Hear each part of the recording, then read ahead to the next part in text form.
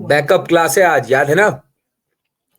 तो backup class में हम क्या करेंगे, जिन बच्चों को पिछला वाला पढ़ना है, मतलब जब हमने स्टार्ट किया था ना, याद है तुम लोग को, जब हम कॉपी और पेन पे, हाँ तन्मय गुड इवनिंग, जब हम कॉपी और पेन पे पढ़ाया करते थे जूम ऐप पे, तो तब से हमने काफी सारे बच्चे हमारे साथ ज्वाइन हुए हैं और उन बच्चों की क्लासेस छूट गई थी, मतलब काफी सारा पोर्शन छूट गया था, है ना?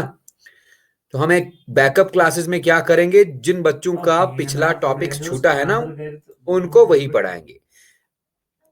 आज हम पढ़ने वाले हैं लाइफ प्रोसेसेस, ठीक है? तो बैकअप क्लास उन बच्चों के लिए रखी गई है जिन बच्चों का पिछला छूटा है, लेकिन बाकी लोग भी ज्वाइन कर सकते हैं। लाइफ प्रोसेसेस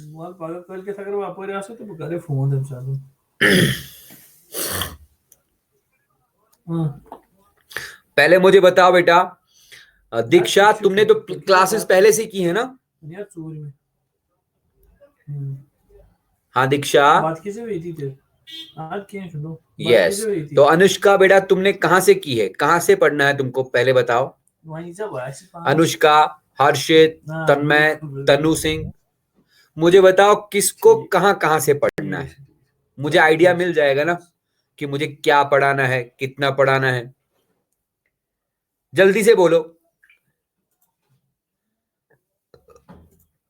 हाँ, तन्मय त्रिपाठी को रेस्पिरेशन से पढ़ना है, रेस्पिरेशन नहीं, तुमने रेस्पिरेशन वाली क्लास की थी, हार्ट से पहले का। अनुष्का को हार्ट से पहले का, ओके। तन्मय को रेस्पिरेशन से पहले का, ओके। हर्षित तुमको कहां से?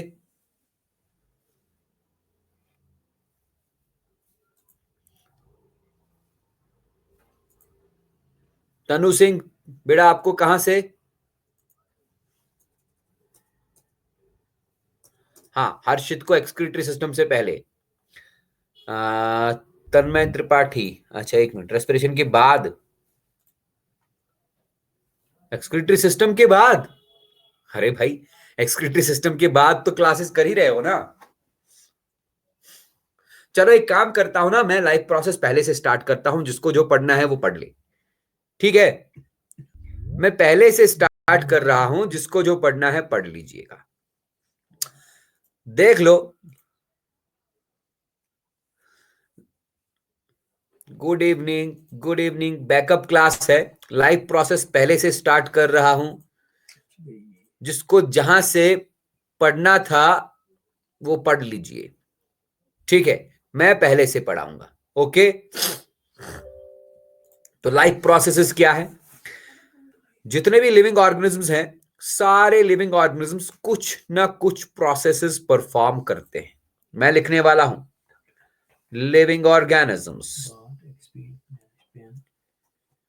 Perform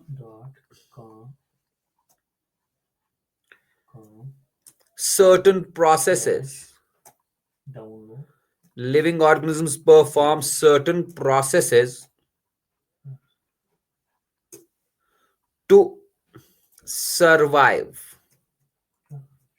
and sustain their life. Living organisms कुछ प्रोसेसेस परफॉर्म करते हैं लाइफ सस्टेन करने के लिए,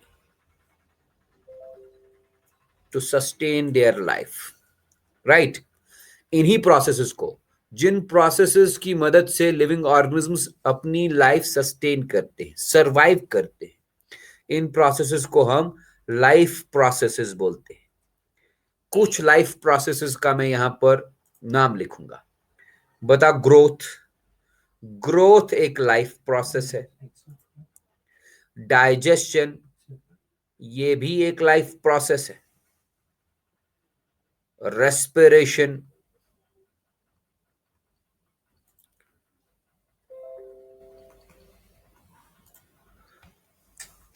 रेस्पिरेशन के बाद हम लिखने वाले हैं सर्कुलेशन, सर्वाइव और अलाइव। अलाइव जिंदा रहना, सर्वाइव भी लगभग लगभग एक ही है। सर्कुलेशन, सर्कुलेशन के बाद हम लिखेंगे एक्सक्रीशन, एक्सक्रीशन के बाद हम लिख सकते हैं रिप्रोडक्शन। बहुत सारे हैं, मैंने कुछ लाइफ प्रोसेसेस यहां पर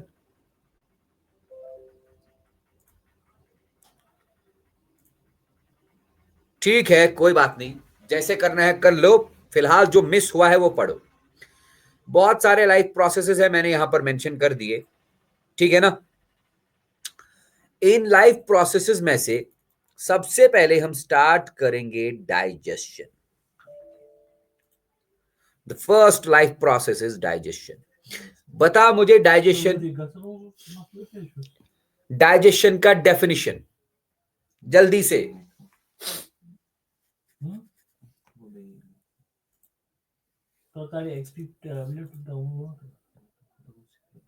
कौन बताएगा? कोई नहीं।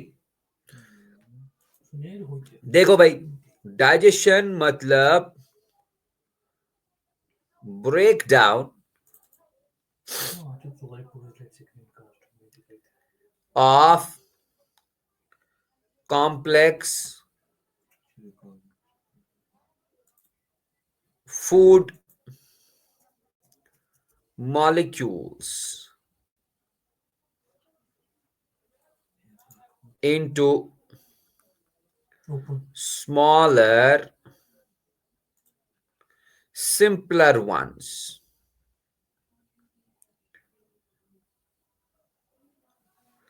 with the help of enzymes. With the help of enzymes. इस प्रोसेस को बेटा हम डाइजेशन बोलते हैं, लेकिन यहां पर फूड आया वर्ड। डाइजेशन में हमने डेफिनेशन में लिखा breakdown of complex food molecules into smaller simpler ones, but ये फूड एक एनिमल या प्लांट फूड लाएगा कहां से? डाइजेशन करने से पहले फूड एक्वायर करना पड़ेगा ना। फूड का डाइजेशन करने से पहले फूड को लाना भी पड़ेगा ना।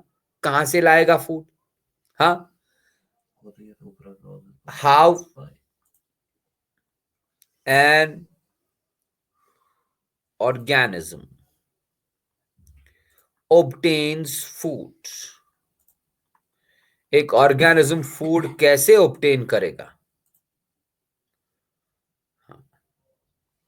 ये क्वेश्चन है। How an organism obtains food, क्योंकि जब तक फूड ऑब्टेन नहीं करेगा तब तक उस फूड को डाइजेस्ट कैसे करेगा? ऑर्गेनिज्म में एनिमल भी आएगा, प्लांट भी आएगा। तो how an organism obtains food, this process is known as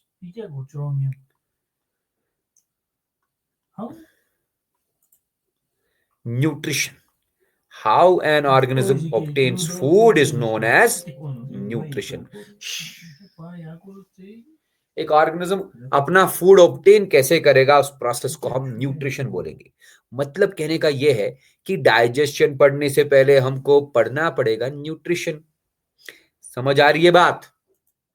तो देख लो भाई, न्यूट्रिशन मैंने ऊपर लिखा, how an organism obtains food is known as nutrition, या process of obtaining food, process of taking food is known as nutrition. ठीक है, तो न्यूट्रिशन के भाई दो टाइप्स है, autotrophic nutrition, autotrophic nutrition, and second one is heterotrophic nutrition.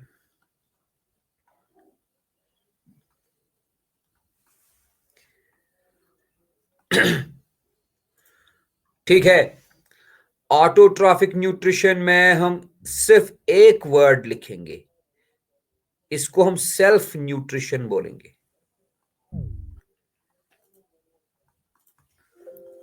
Self nutrition का मतलब है अ nutrition in which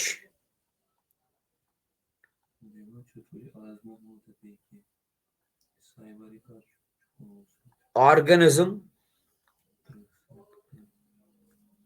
prepares its food by itself. खुद से ही फूड प्रिपेयर करेगा एक ऑर्गेनिज्म। इस न्यूट्रिशन को भैया हम बोलते हैं सेल्फ न्यूट्रिशन या ऑटोट्रॉफिक न्यूट्रिशन। हेटेरोट्रॉफिक न्यूट्रिशन में ऑर्गेनिज्म अपना फूड खुद प्रिपेयर नहीं करेगा, फिर क्या करेगा? Here organism takes food from another organism। खुद से नहीं बना सकता, बाकी ऑर्गेनिज्म से फूड लेगा। ऐसे वाले न्यूट्रिशन को हम हेटेरोट्रॉफिक न्यूट्रिशन बोलेंगे। इसका स्क्रीनशॉट लेके डन कर दो जल्दी से।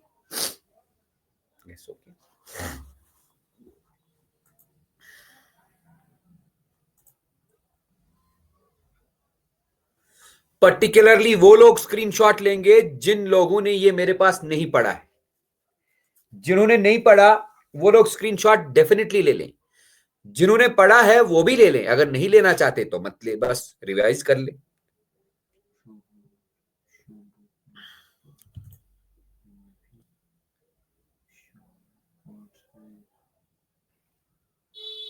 चलो मैं आगे, ये देखो भाई, let us go for autotrophic nutrition first.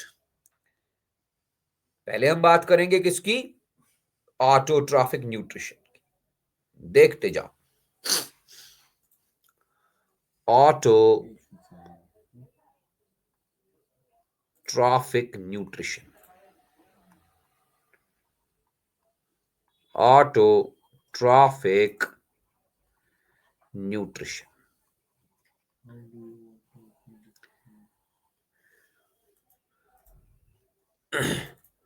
Autotrophic nutrition एक ऐसा न्यूट्रिशन, बेटा एग्जाम के बारे में अभी कुछ नहीं पता। ऑटोट्रॉफिक न्यूट्रिशन एक ऐसा न्यूट्रिशन है जिसमें organic materials, it's a nutrition मुझे पहले अंग्रेजी में लिखने दो। in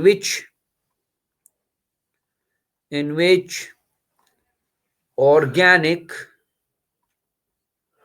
materials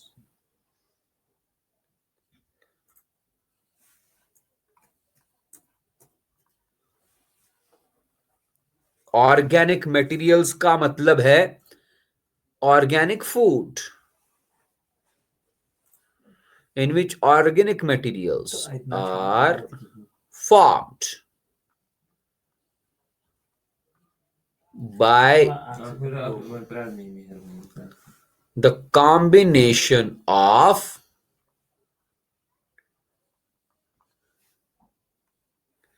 simple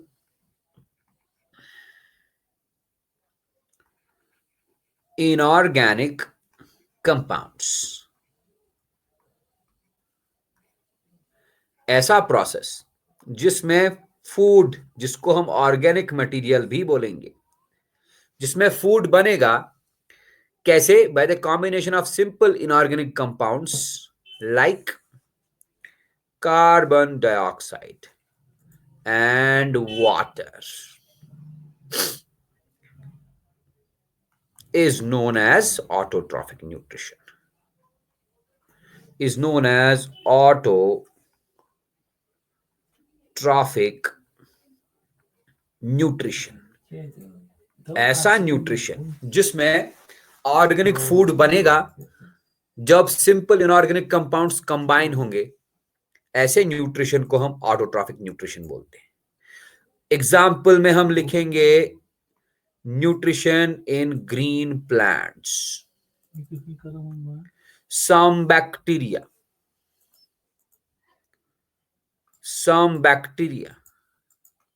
cyanobacteria, इन सब में बेटा जी क्या होता है? Autotrophic nutrition. ये ऑटोट्रॉफिक न्यूट्रिशन होती है, it occurs by the process of photosynthesis. It occurs by the process of photosynthesis. Autotrophic nutrition होती है प्लांट्स में या बैक्टीरिया में या साइनोबैक्टीरिया में एक प्रोसेस से, उस प्रोसेस का नाम है फोटोसिंथेसिस। ठीक है, अब भैया ये फोटोसिंथेसिस है क्या? फोटोसिंथेसिस में बेटा जी हम एक सिंपल सा इक्वेशन लिखते हैं, CO2। CO2 बोले तो कार्बन डाइऑक्साइड, बचपन से पढ़ते आ रहे हो, एक मिनट, प्लस H2O,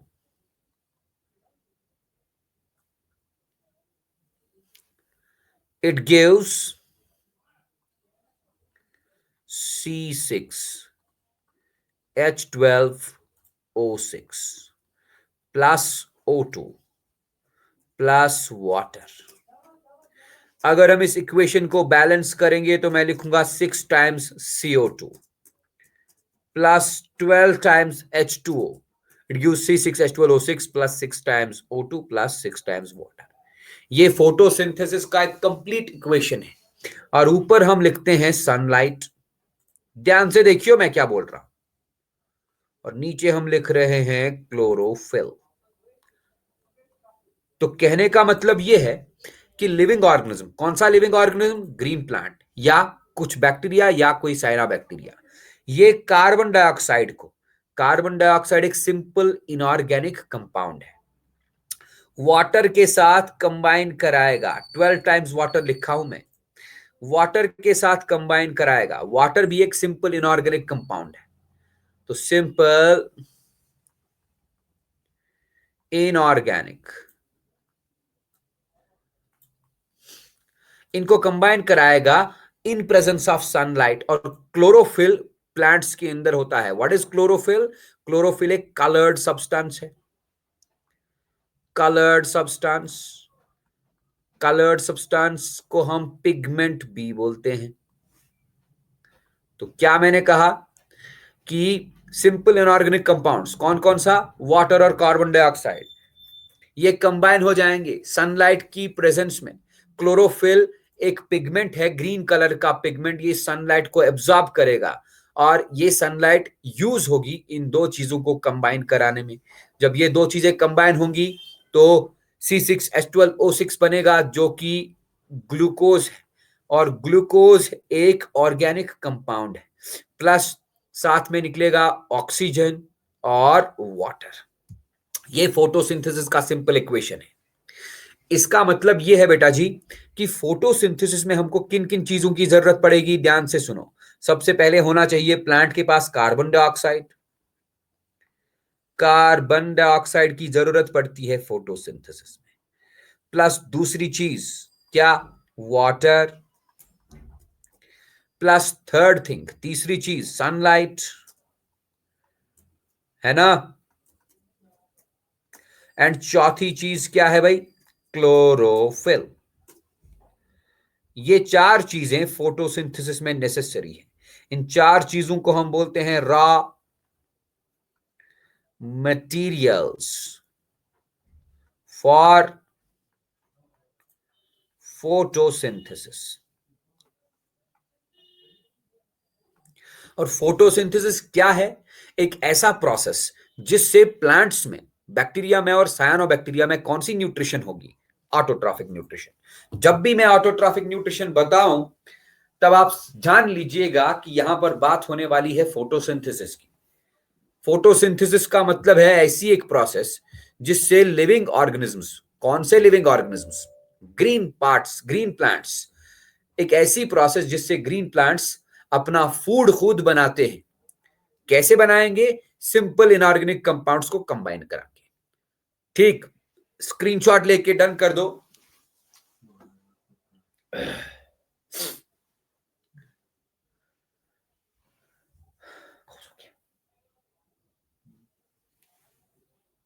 तो ये शुरू करें,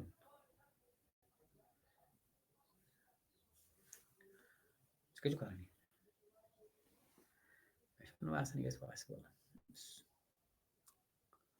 हाँ, राजश्री वर्मा ने स्क्रीनशॉट लिया, उज्जवल नारायण ने स्क्रीनशॉट लिया, तन्मय त्रिपाठी डन, तनु सिंह डन, अनुष्का, हर्षित,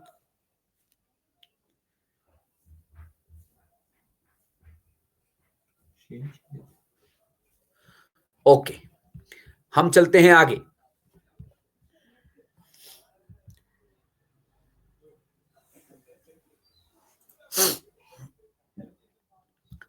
बिल्कुल, थोड़ा सा आप वेट कीजिए बेटा, मैं एक अच्छा सा डायग्राम ढूंढ के लाता हूं।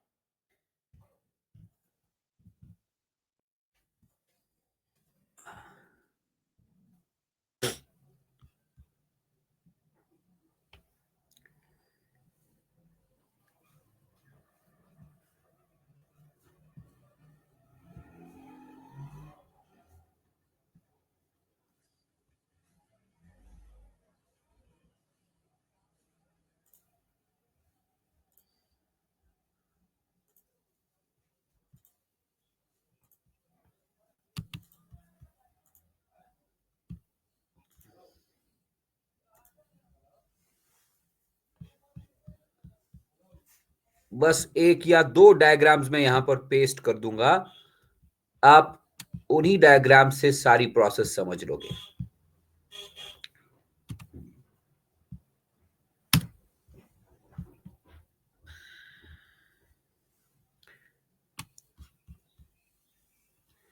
ये डायग्राम सही दिखाई दे रहा है? हाँ,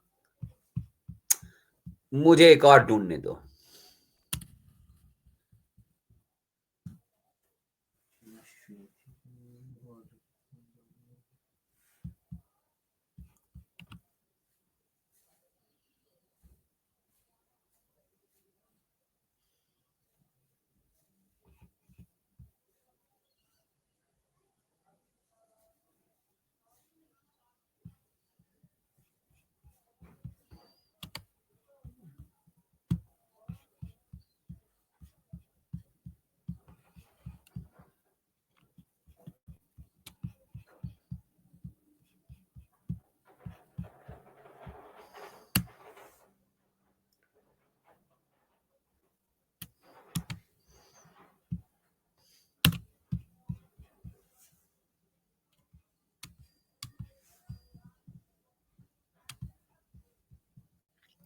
बस हो गया, हल्का सा आपको वेट करना पड़ेगा। Almost done.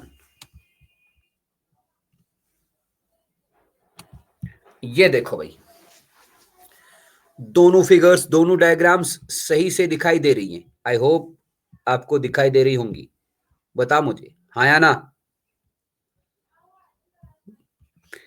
देखो जी, पहले ये वाला डायग्राम जिसमें प्रोसेस ऑफ फोटोसिंथेसिस लिखा है, प्रोसेस ऑफ फोटोसिंथेसिस लिखा है इसमें। एक प्लांट हमने यहां पर लगाया है, ग्रीन प्लांट। हाँ, ग्रीन प्लांट का ये वाला पार्ट, व्हाट इज दिस? ये क्या है भाई? ये एक लीफ है। तो लीफ ही तो ना, लीफ ही प्लांट का ग्रीन वाला पार्ट होता है ना जी। इस लीफ के ऊपर, ध्यान से सुनना, इस लीफ के ऊपर, लीफ, लीव्स के ऊपर माइक्रोस्कोपिक पोर्स होते हैं। लीफ के ऊपर माइक्रोस्कोपिक पोर्स होते हैं। Very good. उन पोर्स को हम बोलते हैं स्टोमेटा। ठीक, वो दिखाई नहीं देते आंख से, लेकिन होते हैं। इन पोर्स से बेटा कार्बन डाइऑक्साइड, यहां देखो, कार्बन डाइऑक्साइड इन्हीं पोर्स के थ्रू, इन्हीं स्टोमेटा के थ्रू प्लांट के अंदर चला गया, लीफ के अंदर चला गया। और सॉइल के अंदर वाटर है, अब देख सकते हो यहां पर पानी लिखा है। ये वाटर प्लांट में रूट के थ्रू आया, दिस इज द रूट। तो रूट के थ्रू पानी आया। रूट के थ्रू आया पानी, और स्टोमेटा जो हर एक लीफ पे लगे होते हैं, माइक्रोस्कोपिक पोर्स हैं, उनके थ्रू आया कार्बन डाइऑक्साइड। अभी मैंने रिएक्शन में, इक्वेशन में बताया ना, कार्बन डाइऑक्साइड प्लस वाटर, कितना टाइम्स कार्बन डाइऑक्साइड? 6 टाइम्स। कितना टाइम्स वाटर? 12 टाइम्स। तो ये दोनों चीजें कहां से आएंगी? Yes, carbon dioxide is obtained from where? Atmosphere. एक प्लांट एटमॉस्फेयर से कार्बन डाइऑक्साइड लेगा। और वाटर कहां से? वाटर फ्रॉम सॉइल, सॉइल से वाटर लेगा। ये वाटर रूट के थ्रू प्लांट के अंदर चला जाएगा। लीव्स के अंदर जैसे दोनों चीजें पहुंची, तो फिर आई बात सनलाइट की। तीसरा रॉ मटेरियल, तीसरा रॉ मटेरियल ये रहा सनलाइट। और सनलाइट कहां से आएगा? सन से आएगा डेफिनेटली। ये सनलाइट भी इन्हीं रूट्स, सॉरी इन्हीं प्लांट्स के लीव्स के ऊपर पड़ा। प्लांट्स के लीव्स ग्रीन कलर के होते हैं। इन ग्रीन कलर के लीव्स में डेफिनेटली क्या होगा? सेल्स होंगे ना। ध्यान से सुनना, लीफ सेल्स। लीफ सेल्स के अंदर बहुत सारे क्लोरोप्लास्ट्स होते हैं। 9th क्लास में आप लोगों ने क्लोरोप्लास्ट के बारे में पढ़ा है। लीफ सेल्स के अंदर, प्लांट सेल्स के अंदर क्लोरोप्लास्ट्स होते हैं। Chloroplasts are cell organelles. एक सेल के अंदर बहुत सारे सेल ऑर्गेनल्स होते हैं। उन्हीं सेल ऑर्गेनल्स में से क्लोरोप्लास्ट भी है। क्लोरोप्लास्ट इस सनलाइट को एब्जॉर्ब करेगा। क्यों? क्योंकि क्लोरोप्लास्ट के अंदर एक पिगमेंट होता है। Chloroplast has chlorophyll.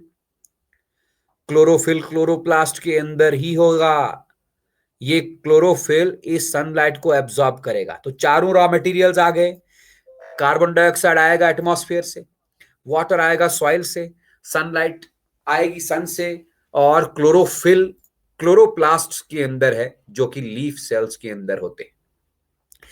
तो क्लोरोफिल ने सनलाइट को एब्जॉर्ब किया, सनलाइट यूटिलाइज हो गई, यूज हो गई एटमॉस्फेरिक कार्बन डाइऑक्साइड को वाटर के साथ कंबाइन कराने में। तब जाके इस प्लांट के अंदर बनेगा क्या?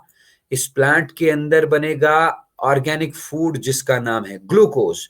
और ये प्लांट प्रोड्यूस करेगा ऑक्सीजन। शुगर्स लिखा है ना, यही तो है शुगर्स, ग्लूकोज, यही तो है ऑर्गेनिक फूड। ये प्लांट प्रोड्यूस करेगा क्या? शुगर्स प्लस ऑक्सीजन भी रिलीज करेगा। मैंने लिखा था ना, ये शुगर्स, शुगर्स मतलब C6H12O6 प्लस 6 टाइम्स ऑक्सीजन। ये रहा ऑक्सीजन, ऑक्सीजन रिलीज किया वही स्टोमेटा के थ्रू, और थोड़ा सा पानी भी रिलीज करेगा। 6 टाइम्स वाटर। यहां पर हमने लिखा क्लोरोफिल और सनलाइट। ये है पूरा प्रोसेस फोटोसिंथेसिस का। लेकिन मैंने अभी कहा क्लोरोप्लास्ट है, मैंने बगल में क्लोरोप्लास्ट वाला डायग्राम भी ड्रॉ करके रखा है, आप देख लीजिए। तो क्लोरोप्लास्ट्स कहां होते हैं भाई? क्लोरोप्लास्ट्स होते हैं लीफ सेल्स के अंदर। इस क्लोरोप्लास्ट का स्ट्रक्चर यहां पर आपको दिखेगा, ध्यान से देखना। क्लोरोप्लास्ट अगर माइक्रोस्कोपिक स्ट्रक्चर देखा जाए तो क्लोरोप्लास्ट में 2 पार्ट्स होते हैं। एक क्लोरोप्लास्ट के अंदर एक लिक्विड जैसा होता है, उस लिक्विड जैसे चीज को हम स्ट्रोमा बोलते हैं। और क्लोरोप्लास्ट के अंदर ये देखिए बैग लाइक स्ट्रक्चर है। इस बैग लाइक स्ट्रक्चर को बेटा हम बोलते हैं थाइलाक्वाइड। थाइलाक्वाइड एक नहीं बहुत सारे होते हैं। देखिए ये ग्रुप है थाइलाक्वाइड्स का। This group of thylakoids is known as granum. बहुत बढ़िया सौरभ यादव। ऐसे बहुत सारे ग्रैना होते हैं, ठीक है ना।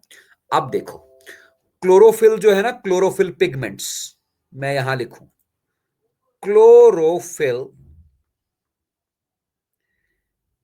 is located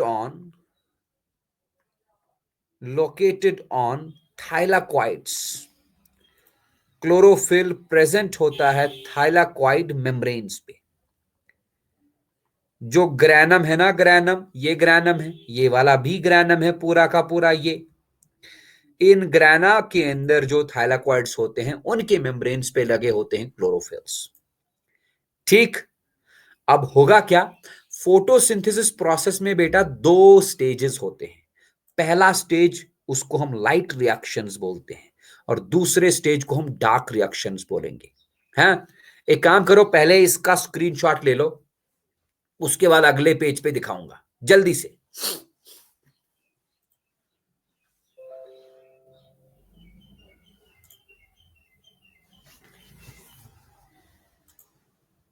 हाँ, सब बताऊंगा, टेंशन काहे ले रहे हो यार, सब बताऊंगा। स्क्रीनशॉट हो गया ना?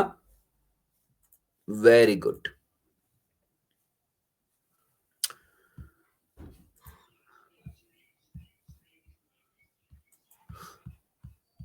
रिपीट कर दीजिए।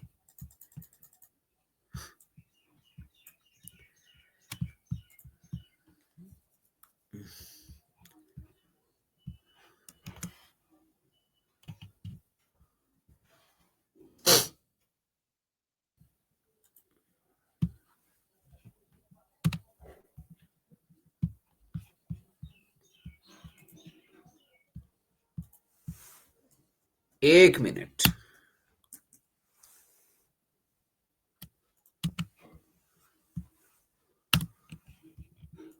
हाँ, इस डायग्राम को ध्यान से देखियो। ये डायग्राम हमारा बहुत इंपॉर्टेंट है। क्या है? इंपॉर्टेंट। देखो, मैंने लिखा फोटोसिंथेसिस।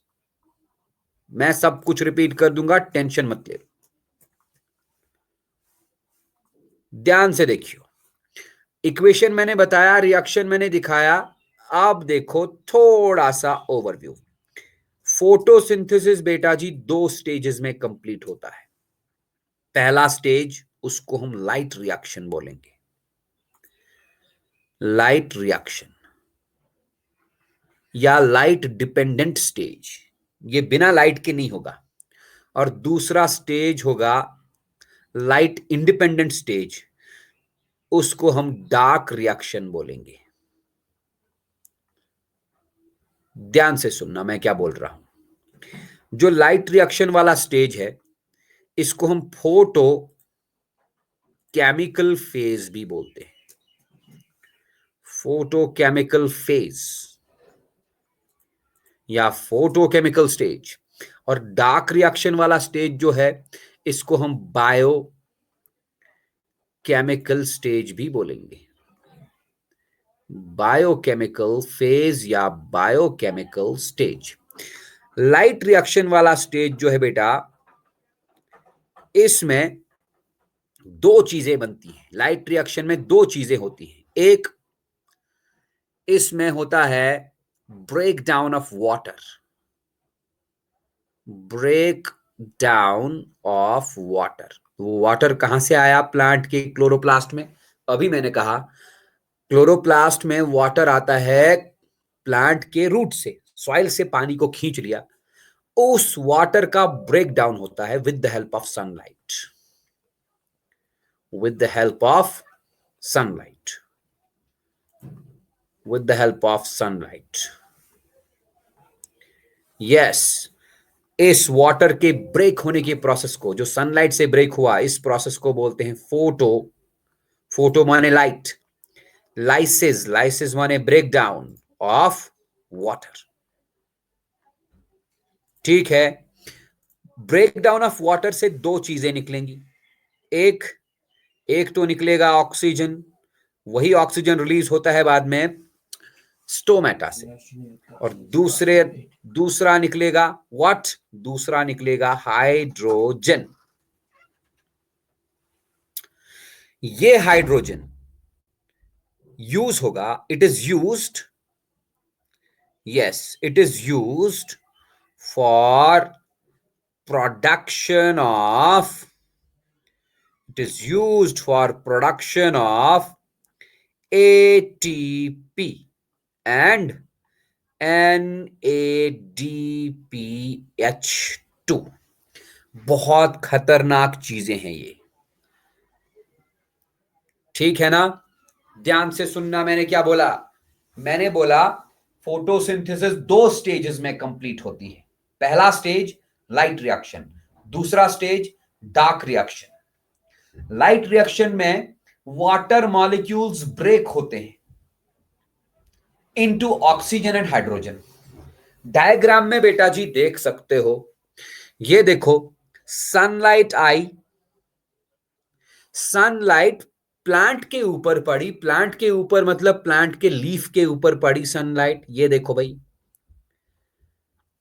लीफ में होंगे लीफ सेल्स, लीफ सेल्स के अंदर बहुत सारे क्लोरोप्लास्ट्स।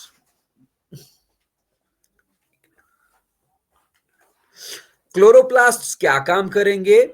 क्लोरोप्लास्ट्स के ऊपर जब ये सनलाइट पड़ा तो क्लोरोप्लास्ट में क्या है? What is this? ये ग्रैनम है ना। तो ग्रैनम के ऊपर क्या है? मैंने अभी कहा granum is a group of थैलेकॉइड्स। थैलेकॉइड्स के ऊपर क्या है भाई? थैलेकॉइड्स के ऊपर पिगमेंट्स, क्लोरोफिल्स है। तो वही क्लोरोफिल्स इस सनलाइट को एब्जॉर्ब करेंगे। क्या बोला मैंने? यहां पर देखिए बेटा, मैंने कहा क्लोरोफिल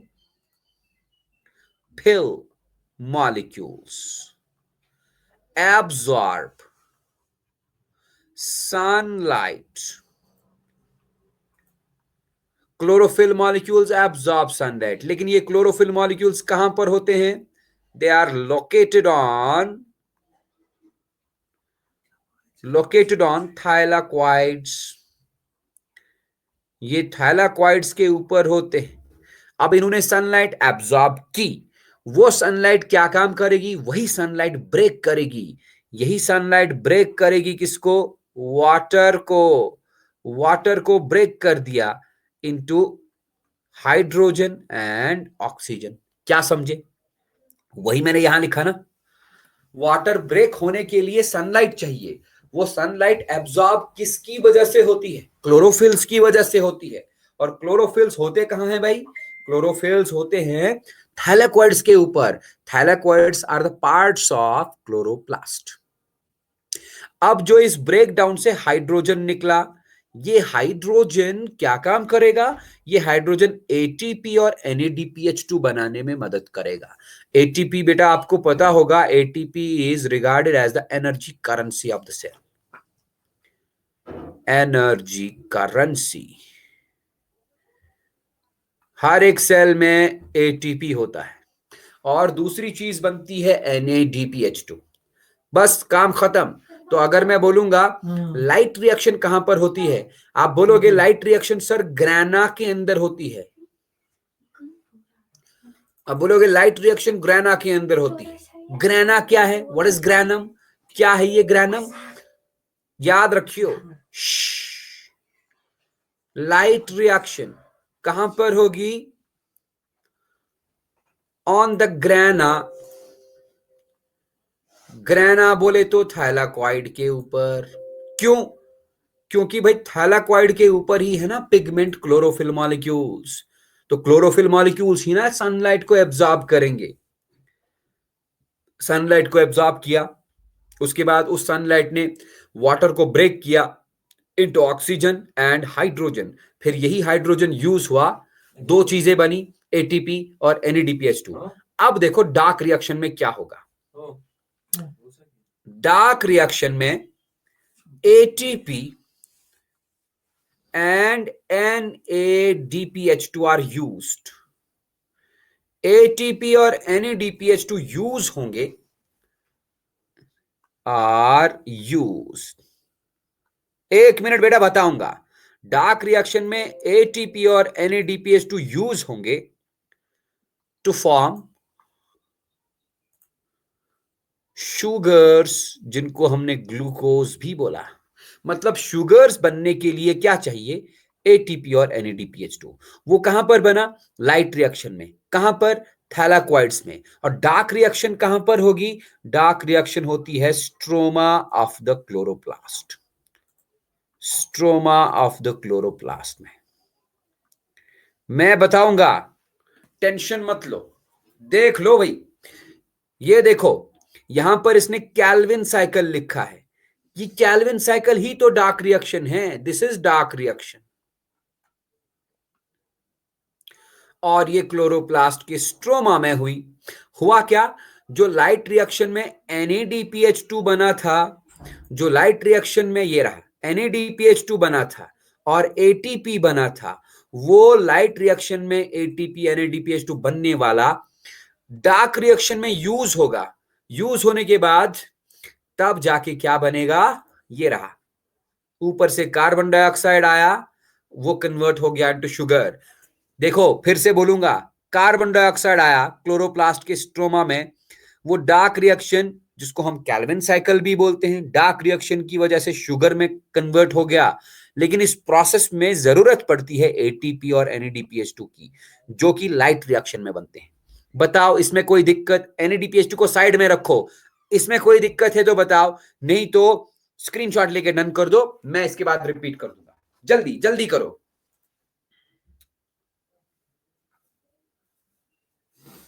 किन गोस ना पेन टैबलेट तो की पेन टैबलेट खोड़ में तले ओपन बुश चले इसको नो भाई क्लास पढ़ता वहीं करो, यह कम आज थर्ड। हाँ, स्क्रीनशॉट लिया सबने? सारे सारे ले लो। खबर क्या करे मुबशिर with names ताजा नहीं किया बोल। हो गया, स्क्रीनशॉट हो गया। मैं आगे बढ़ूं, अगले पेज पे बढ़ूं भाई। Yes, great. मैं ये डायग्राम फिर से लाऊंगा, मुझे चाहिए अभी ये।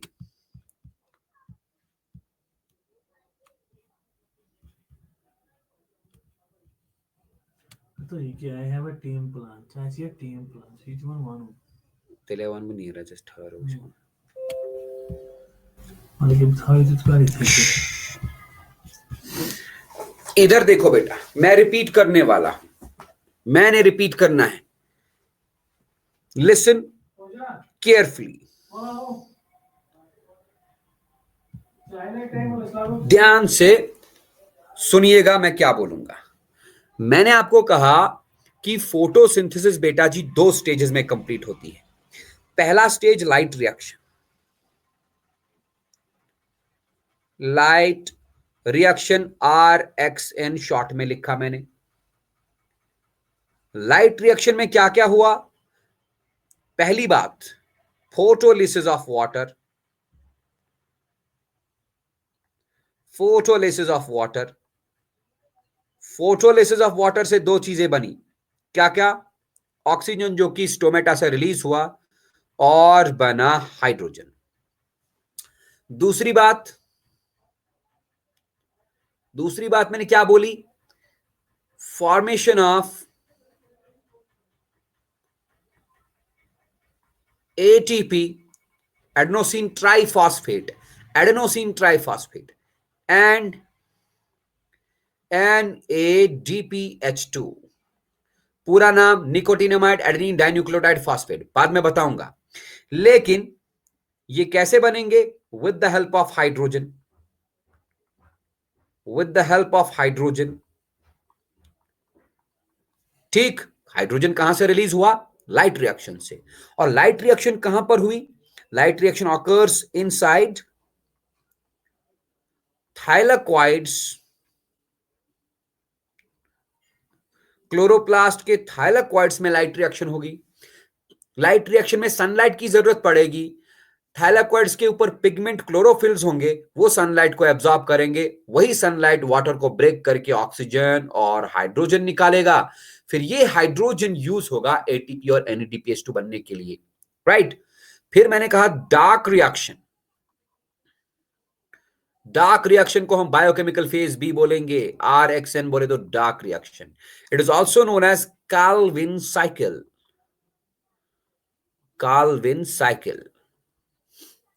हाँ, इस पे क्या बोला मैंने? ये जो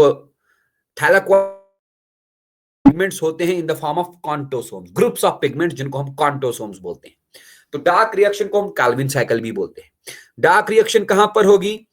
it occurs inside inside stroma of the chloroplast. Stroma of chloroplast.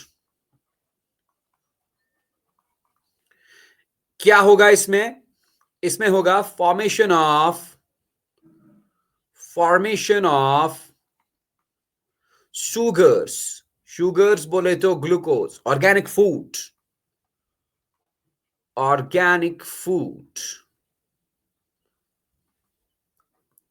From, किससे बनेगा? ये देखो, कार्बन डाइऑक्साइड से बनेंगे शुगर्स, फ्रॉम कार्बन डाइऑक्साइड, लेकिन कब? विद द हेल्प ऑफ क्या? ये ATP and NADPH2, ATP and NADPH2 जो कहां बने थे? Formed in light reaction. ये है पूरा कंक्लूजन, राइट? इधर देखियो, अब आपने बोला सर ये NADPH2 क्या है? NADPH2 का पूरा नाम nicotine amide adenine dinucleotide phosphate. बेटा ये एक बहुत ही जबरदस्त केमिकल है जो लिविंग सेल्स के अंदर होता है, और लिविंग सेल्स के अंदर बहुत सारी रिएक्शंस होती हैं, बायोकेमिकल रिएक्शंस। उन बायोकेमिकल रिएक्शंस को कराने में ये मदद करता है। And what is ATP? ATP is energy currency known as adenosine triphosphate. Adenosine triphosphate. अब बताओ, इसको हम एसिमाइलेटरी पावर भी बोलते हैं। NADPH2 को एसिमाइलेटरी पावर भी बोलते हैं, ठीक है ना? कोई दिक्कत, कोई परेशानी? अगेन स्क्रीनशॉट लेके डन कर दो क्विकली।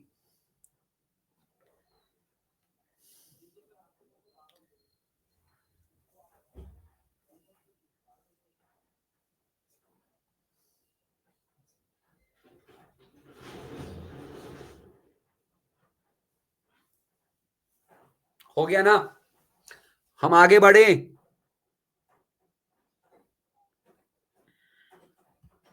यस,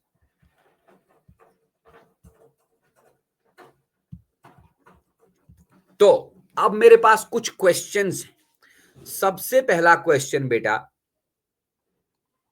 पहले मुझे लिखने दीजिए। Main events in photosynthesis. Photosynthesis में मेन क्या क्या चीजें, क्या क्या पॉइंट्स, क्या क्या कहानियां हैं, क्या क्या काम होते हैं फोटोसिंथेसिस में, मेन इवेंट्स। सबसे पहला मैं क्वेश्चन आपसे पूछूंगा, फोटोसिंथेसिस कहां पर होती है? Where does photosynthesis occur? बोलिए जल्दी। प्लांट के कहां पर? एक मिनट, प्लांट के लीफ में। तो साइट ऑफ फोटोसिंथेसिस मैं बोलूंगा, site of photosynthesis, site of photosynthesis is leaf. लेकिन लीफ में कहां? Leaf cell. लीफ सेल के अंदर कहां? क्लोरोप्लास्ट में। लीफ सेल के क्लोरोप्लास्ट में फोटोसिंथेसिस होती है, ये आप याद रखेंगे। हाँ, बाद में बोलेंगे, वो सारा बाद में बोलेंगे। दूसरा पॉइंट मैं आपको बताऊं कि absorption of light, absorption of sunlight कौन करता है? Absorption of sunlight, chlorophyll.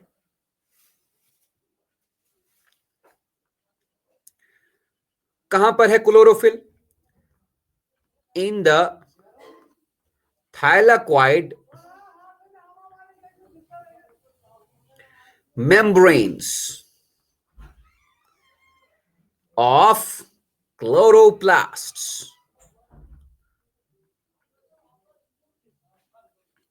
ठीक। तीसरा देखो भाई, photolysis of water. Photolysis of water कहां पर होती है? ड्यूरिंग लाइट रिएक्शन,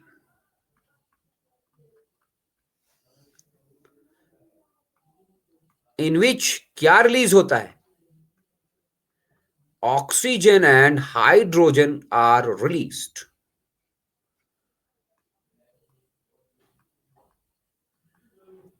नेक्स्ट, चौथा काम क्या होता है भाई? ATP and NADPH2 production. ये कौन से रिएक्शन में होगी? लाइट की dark. During, yes, light reaction. फिर पांचवा इवेंट,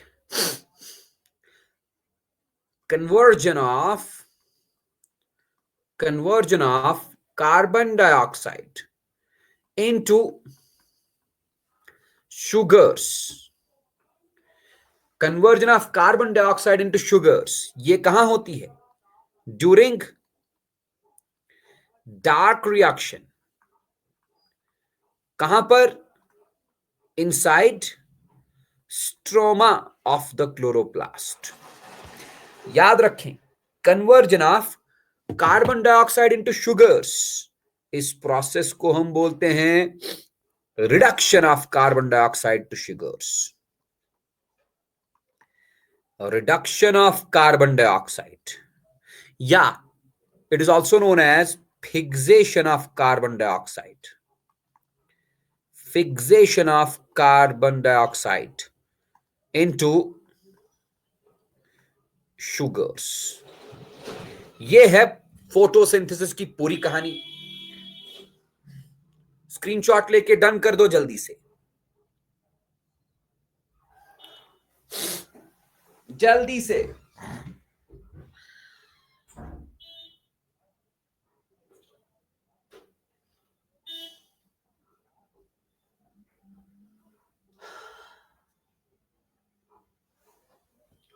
हो गया? आगे बढ़े हम।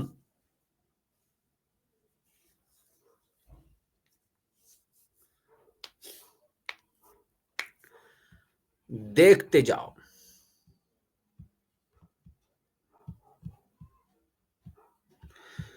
तो पहला था हमारा ऑटोट्रॉफिक न्यूट्रिशन। ऑटोट्रॉफिक न्यूट्रिशन खत्म। ऑटोट्रॉफिक न्यूट्रिशन होता है because of a process, the process is known as photosynthesis. अब देखो हेटेरोट्रॉफिक न्यूट्रिशन। हेटेरोट्रॉफिक न्यूट्रिशन,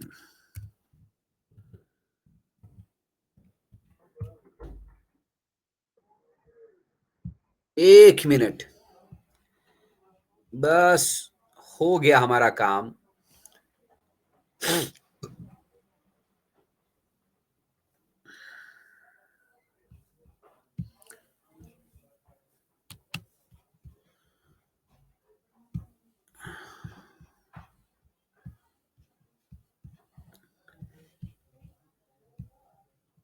तो हेटेरोट्रॉफिक न्यूट्रिशन एक ऐसा न्यूट्रिशन है जिसमें एक लिविंग ऑर्गेनिज्म अपना फूड खुद नहीं बनाता, फिर कहां से लाता है?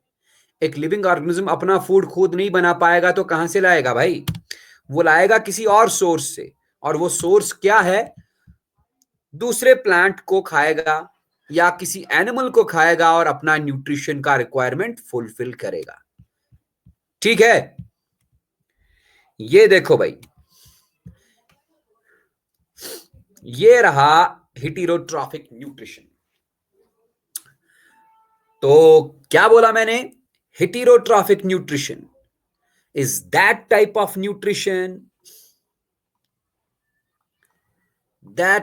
nutrition in which a living organism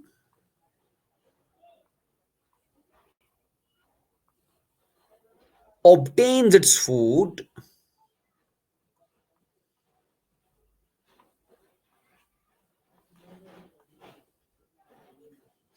from some other source.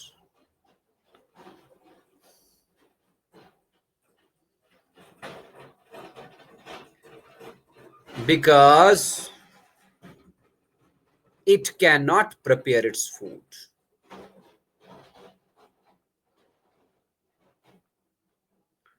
Because it cannot prepare its food. खुद नहीं बना सकता, इसलिए किसी दूसरे सोर्स से फूड हासिल करता है। बेटा जी, हिटेरोट्रॉफिक न्यूट्रिशन के 3 टाइप्स हैं, आप बेटा यहां देख सकते हो। यस, सबसे पहला होलोजोइक न्यूट्रिशन लिखा है। होलोजोइक न्यूट्रिशन में क्या होता है?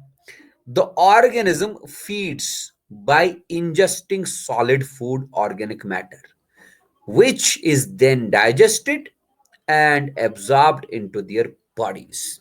ऐसा न्यूट्रिशन जिसमें लिविंग ऑर्गेनिज्म किसी सॉलिड फूड को बॉडी के अंदर लेगा। देखो, हम लोग हैं, हम लोग क्या काम करते हैं? हम लोग अपने हाथ से निवाला उठाते हैं, रोटी का निवाला काटे मुंह में डाल दिए, ये है ना सॉलिड फूड। बॉडी के अंदर फूड डालने के प्रोसेस को बेटा इंजस्शन बोलते हैं। लिखा है यहां पर इंजस्टिंग सॉलिड फूड, मतलब बॉडी के अंदर माउथ के थ्रू या किसी और चीज के थ्रू बॉडी के अंदर सॉलिड फूड डाला, उसके बाद उस फूड को डाइजेस्ट करेगा। हाँ, और डाइजेस्ट करने के बाद एब्जॉर्ब करेगा। एब्जॉर्ब मतलब ब्लड स्ट्रीम में पहुंचाएगा। ऐसे वाले न्यूट्रिशन को हम बोलेंगे होलोजोइक न्यूट्रिशन। होलोजोइक न्यूट्रिशन कहां कहां पर होती है? Holozoic nutrition is seen in humans, animals and insectivorous plants, ऐसे प्लांट्स जो इंसेक्ट्स को खाते हैं। होलोजोइक न्यूट्रिशन बेटा एमीबा में भी होती है, AMOEBA। एमीबा फूड खाता है, फूड इंजेशन, इंजेशन मतलब अंदर लेगा, किस कैसे? With the help of pseudopodia. Amoeba में फॉल्स फीट लाइक स्ट्रक्चर्स होते हैं, उन फॉल्स फीट को बेटा बोलते हैं सीडोपोडिया, उन्हीं से ये फूड खाएगा। नेक्स्ट वन इज सैप्रोफाइटिज्म या सैप्रोफाइटिक न्यूट्रिशन। यहां पर देखो, सैप्रोफाइटिक न्यूट्रिशन में क्या काम होता है? ये जो ऑर्गेनिज्म है जिसमें सैप्रोफाइटिक न्यूट्रिशन, फिर से क्यों बताऊं होलोजिक न्यूट्रिशन? इजी तो है। देखो, हम लोग कैसे फूड खाते हैं, तुम लोग कैसे खाते हो भाई? रोटी का टुकड़ा हाथ से उठाया, निकाला, हाथ से उठाया और मुंह में डाल दिया। Process of taking a food into the mouth, मुंह में फूड डालने के प्रोसेस को इंजेस्शन बोलेंगे। उसके बाद ये फूड हमारे डाइजेस्टिव सिस्टम में डाइजेस्ट होगा, डाइजेस्ट होने के बाद एब्जॉर्ब होगा। ऐसा न्यूट्रिशन जिसमें हम फूड काट कर, सॉलिड फूड पार्टिकल काट कर मुंह में डालेंगे, बॉडी में डालेंगे, ऐसे न्यूट्रिशन को होलोजोइक न्यूट्रिशन बोलेंगे। ठीक है? होलोजोइक न्यूट्रिशन जो हम में होती है।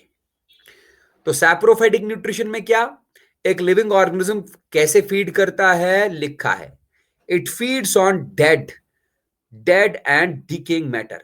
देखो, कोई एनिमल बॉडी है या प्लांट बॉडी है, मरा हुआ है एनिमल या प्लांट मरा हुआ है, उसकी बॉडी के ऊपर बहुत सारे माइक्रो ऑर्गेनिजम्स अटैक करते हैं, है ना? कुछ दिन के अंदर ये पूरी की पूरी बॉडी वहां खत्म, दिखाई नहीं देता कहां गया, कहां चली गई ये। इसके ऊपर जो कीड़े लग गए ना, उन कीड़ों ने, उन माइक्रो ऑर्गेनिजम्स ने इस सड़ी हुई बॉडी को खा लिया। कैसे खा लिया? ध्यान से देखना मैं क्या बोल रहा हूं। मान लो ये एक डेड बॉडी है, ये डेड बॉडी है किसी एनिमल का या प्लांट का। हाँ, डेड है ये, सड़ने लग गया ये, तो इस डेड बॉडी के ऊपर माइक्रो ऑर्गेनिजम्स अटैक करेंगे। इस डेड बॉडी के ऊपर मान लो ये आया कोई माइक्रो ऑर्गेनिज्म, ये आया कोई माइक्रो ऑर्गेनिज्म, ये माइक्रो ऑर्गेनिजम्स क्या काम करेंगे? ये माइक्रो ऑर्गेनिजम्स इस डेड बॉडी के ऊपर एंजाइम्स डालेंगे। क्या डालेंगे? इसके ऊपर एंजाइम्स डालेंगे। दे विल रिलीज एंजाइम्स, और एंजाइम्स इस डेड बॉडी के मैटर को डाइजेस्ट करेंगे, इसको लिक्विड स्टेट में डाइजेस्ट करेंगे। या आप ये मान लो कि enzymes digest this dead body, digest this body.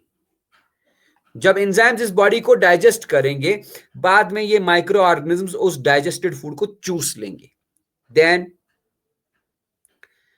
Micro organisms सक, सक मतलब चूसना, सक द डाइजेस्टेड फूड।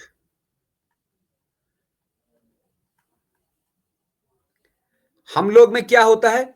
हम लोग के अंदर डाइजेस्टिव सिस्टम में फूड आ गया, डाइजेस्टिव सिस्टम के अंदर उसके ऊपर एंजाइम पड़ेगा, बॉडी के अंदर ही फूड के ऊपर एंजाइम पड़ेगा। लेकिन यहां पर माइक्रो ऑर्गेनिज्म बॉडी के बाहर एंजाइम डालता है। नहीं, एंडोसाइटोसिस इसको नहीं बोलेंगे। एंडोसाइटोसिस एमीबा वाले केस में है बेटा, काहे यहां पर कंफ्यूज कर रहे हो तुम? एंडोसाइटोसिस एमीबा वाले केस में, एमीबा अपने फूड पार्टिकल को सीडोपोडिया की मदद से अंदर लेगा, उस प्रोसेस को एंडोसाइटोसिस बोलेंगे। यहां पर मैं सैप्रोफाइटिक न्यूट्रिशन की बात कर रहा हूं। सैप्रोफाइटिक न्यूट्रिशन में किसी डेड सड़े हुए एनिमल या प्लांट के ऊपर जब माइक्रो ऑर्गेनिजम्स आएंगे, वो माइक्रो ऑर्गेनिजम्स उसके ऊपर एंजाइम डालेंगे। एंजाइम से ये डेड बॉडी बाहर ही डाइजेस्ट होना स्टार्ट होगा, और उसके बाद जो लिक्विड सा बनेगा उससे, उस लिक्विड को चूसते, लिक्विड में क्या होगा? डाइजेस्टेड फूड होगा ना। तो बाहर बॉडी को डाइजेस्ट किया, बाद में उस डाइजेस्टेड फूड को चूस लिया, सक कर लिया। ऐसे वाले प्रोसेस को हम सैप्रोफाइटिज्म बोलेंगे या सैप्रोफाइटिक न्यूट्रिशन बोलेंगे।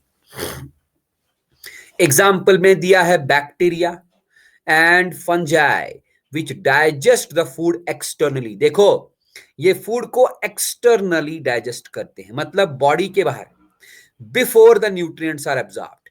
जब फूड बाहर ही डाइजेस्ट हो गया, बाद में न्यूट्रिएंट्स को सक करते हैं, एब्जॉर्ब करते हैं, चूसते हैं। समझ आई बात? तीसरा है पैरासिटिज्म या पैरासिटिक टाइप ऑफ न्यूट्रिशन। इसमें क्या? Parasite obtains nutrition from living organism. पता ही होगा, पैरासाइट और होस्ट। एक छोटा लिविंग ऑर्गेनिज्म किसी दूसरे एनिमल या प्लांट की बॉडी के ऊपर आ गया, उससे रेडीमेड फूड हासिल किया। फॉर एग्जाम्पल मैं तुमको बताऊंगा, हमारे किसी इंसान के स्मॉल इंटेस्टाइन्स में है राउंड वर्म। राउंड वर्म को हमारे इंटेस्टाइन्स के अंदर रेडीमेड फूड मिलता है, उसको मेहनत नहीं करनी पड़ती। जो हम खाते हैं वो चुरा कर खा लेता है, रेडीमेड। तो राउंड वर्म हमारे अंदर पैरासाइट है। समझ रहे हो बात? जो हम खुद के लिए फूड खाते हैं वो वही चुरा के खा लेता है। हम उसको डाइजेस्ट करते हैं, मेहनत हम करते हैं, डाइजेस्टेड फूड वो चुरा लेता है। ये पैरासाइट्स है ना, पैरासाइट्स।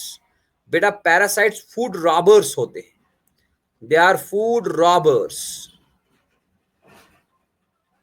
जिस एनिमल या प्लांट के ऊपर पैरासाइट आएगा उसको हम होस्ट बोलेंगे। तो पैरासाइट्स क्या काम करते हैं? They obtain nutrients by living on और on in the host body. Host की बॉडी के ऊपर आएंगे या अंदर जाएंगे, फिर वहां से हम न्यूट्रिएंट्स हासिल करेंगे। एग्जाम्पल में फ्लीज, खटमल, लाइस, जुएं and tapeworms. Tapeworms हमारे इंटेस्टाइन्स के अंदर होते हैं। ठीक है ना? ये क्लियर है? इसमें कोई दिक्कत है तो बताओ, नहीं तो स्क्रीनशॉट लेके डन कर दो जल्दी से।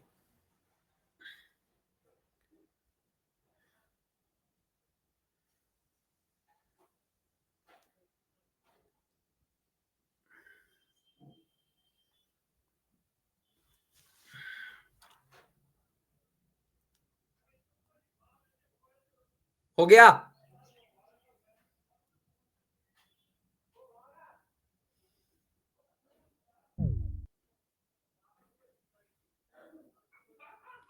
हाँ, 1 मिनट बेटा, मैं टाइम देख लेता हूं। हाँ, ओके, तो आज के लिए बेटा जी इतना ही।